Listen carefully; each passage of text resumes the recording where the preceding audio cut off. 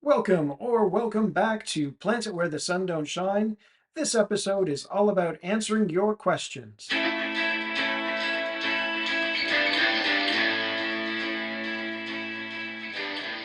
Hey, welcome to Plant It Where the Sun Don't Shine, a podcast for people looking for plant ideas that work well in shadier spots of the garden without relying on much overused hosta. Do I hate hostas? No, not really, but I do like lots of other shade-loving plants and want to share some of them with you so you don't have to just rely on hostas when you're gardening in shadier locations. I'm Dr. Dennis. These are some of my favorites that you can plant where the sun don't shine. Happy Earth Day 2024! Yes, this episode is being recorded right around Earth Day, and so just want to acknowledge that. I spent the weekend doing some amazing things in the garden. We have purchased a prefab greenhouse, and this weekend was all about putting it together. It was a lot of work. Huge thanks to Dan, Linyan, Osama, and Ian for making that a reality. It took a lot of effort. In our previous home, also in Zone 6A, thanks to the kindness and efforts of my brother Ken, we had built a makeshift greenhouse off the back of our shed with recycled glass, windows that had been put out for the annual spring cleanup. And I loved it. I loved the fact that I finally had a greenhouse to use, and it was my little happy space. But unfortunately, only about 8 months after building that, 6 months after building that, we moved to this new location, which I'm thrilled about. I'm so happy to be in our new home. It's an amazing space. And now I have another greenhouse that I can use to start plants and get things ready for the garden. So I'm really, really thrilled about that, even though I was sad to leave the previous one.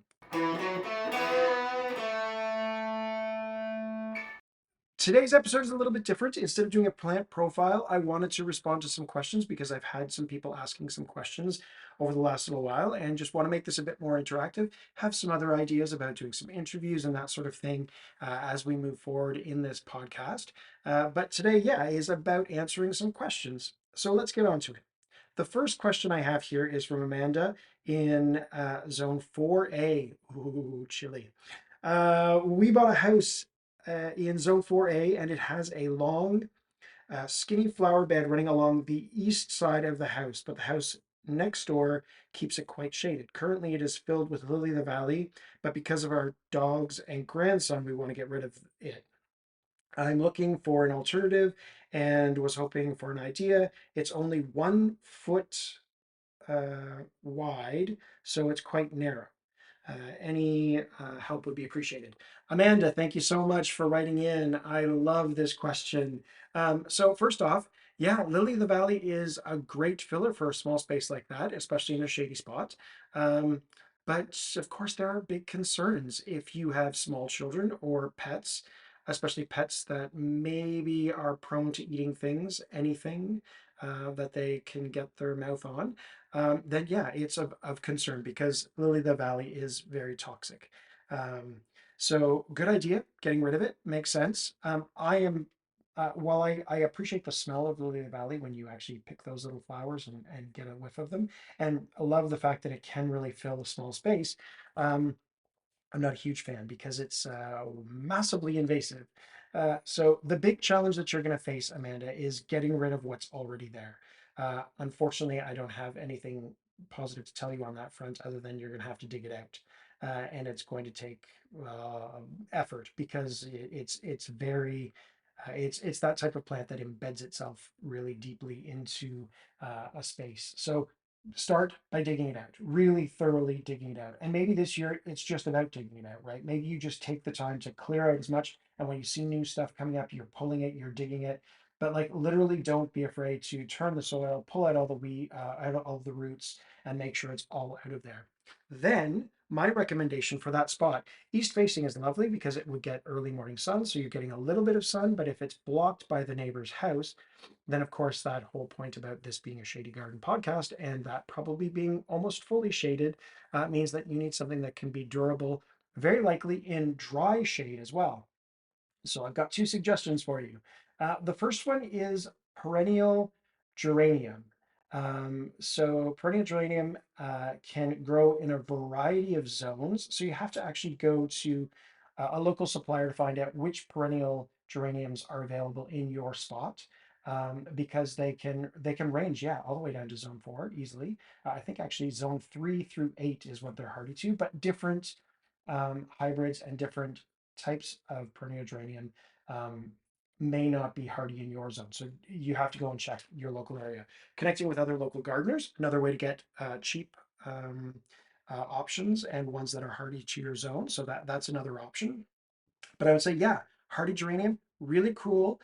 Will fill in that type of a spot. I would plant like one every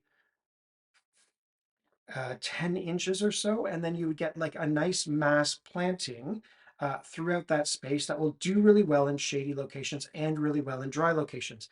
The great thing about perennial geranium as well is after it's done flowering, you can cut it right back and it will reshoot and look fresh for the rest of the season. It might even give you a second round of flowers. Quite often that is the case, given that you're in zone 4A might not give you that second round of flowers because of your shorter growing season. But nonetheless, I think it's really worth trying. So I really, really love perennial geranium and would suggest that for your conditions. The other one that I would suggest for you is Lady's Mantle, also hardy to your zone. So you should be no problem in that regard. Um, Lady's Mantle produces these really cool rounded leaves, but almost have like a crimping edge to them, and they're hydrophobic in that when raindrops fall on them, the raindrops will sit on those leaves and still stay as a drop. So it has this neat effect after the rain. Do really well in shade, obviously, because that's what this podcast is all about.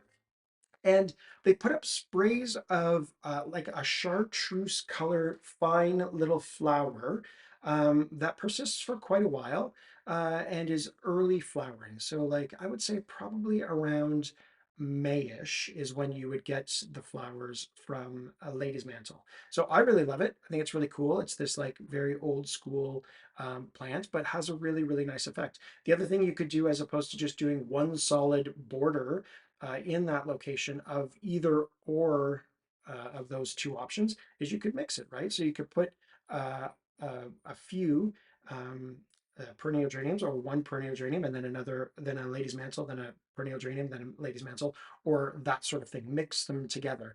I really love the effect, given that it's only a 1 foot space, of putting one solid mass in a space like that, because then you really do get that mass planting feel. But I would suggest, regardless of which option that you do, either mixing those two or one or the other, um, intermittently. So if you're spacing either of those options about 10 inches apart from one another to fill in the space, you could even go probably closer to 8 inches, actually. That 8 inches would be nicer. Um, Intermittently, I would plant some reticulated iris bulbs, which you would get in the fall, and they would come up in the spring next year. Reticulated iris do fine in a dry, shady spot. Reticulated iris are just so cheery in the spring.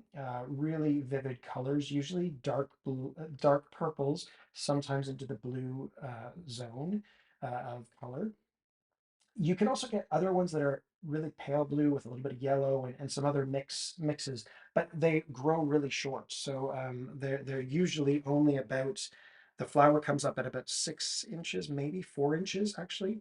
And then the leaves persist only until, well, they'll persist probably most of the summer, but you don't even notice them because they almost look like little sprigs of grass. Eventually, they sort of get thin as the season goes on. So I would say intermittently plant some reticulated iris bulbs in amongst either lady's mantle or perennial geranium, or a mix of all three. So that's my suggestion for that spot for you. I should add that even though reticulated iris is hardy to zone 5, I would still try this. And that's because it's right up against the house. So you're probably dealing with a microclimate, especially since there's protection given from the neighbor's house. You mentioned it blocking the sun. So yeah, I would still try the reticulated iris if you can get your hands on them. And if you can't get them locally, then you can always order them through mail order.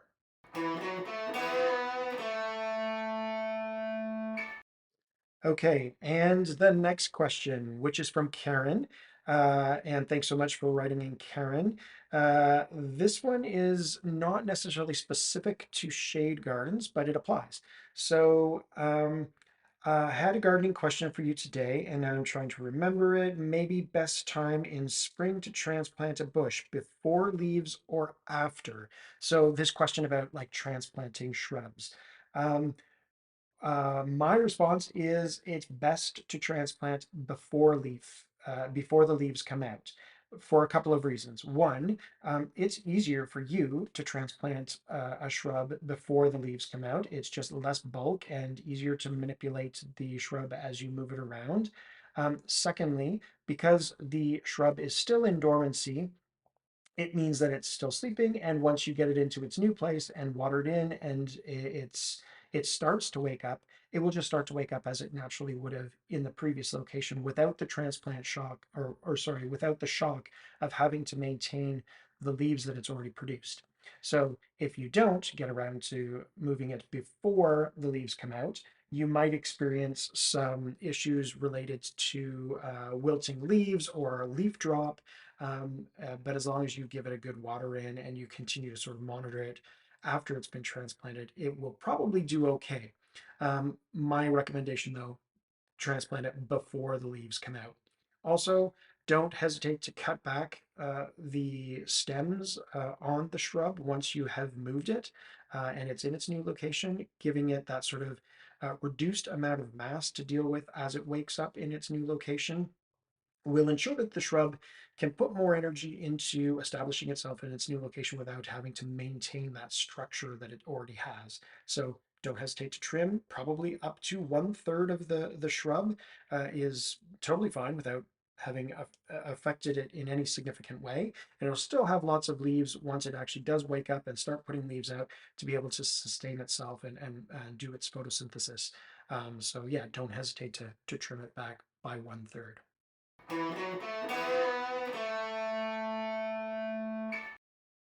Okay, one last question that I will deal with on this episode, trying to keep it sort of consistent in terms of the length of the episode with others. This question was from Dan and Lynn Yan about planting a screening hedge or shrubs or trees that would do well in at least a part shady location. They have a fence right up against their neighbor's property, and there's a new house being built that is on a level higher than their backyard. So they want to provide some screening to their backyard where they just have some more privacy.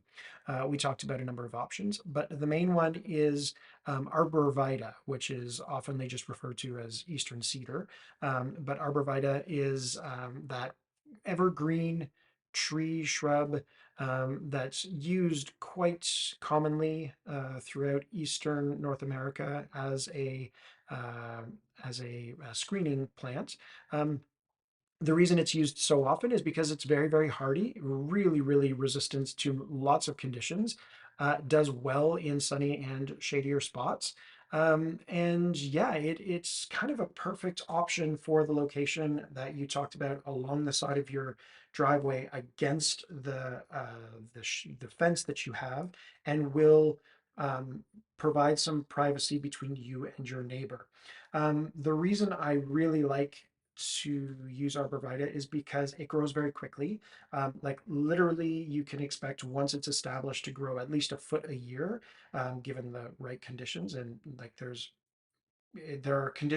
are very few conditions that aren't the right conditions for arborvitae. The more sun it gets, the more quickly it will grow.